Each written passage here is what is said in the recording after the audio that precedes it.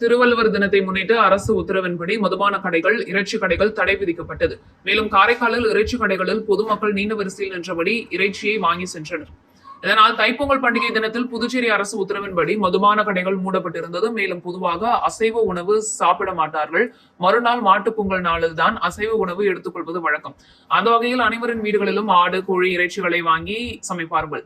அந்த வகையில் நேற்று தைப்பொங்கல் விடுமுறை நாள் வந்ததால் அசைவ பிரியர்கள் எடுத்துக்கொள்ள முடியாத நிலை ஏற்பட்டது. அதற்கு பதிலாக அசைவ உணவு சமைக்கும் வகையில் அதிகாலையிலேயே இறைச்சிகளை வாங்குவதற்காக கூட்டம் கூட்டமாக குவிந்தனர்.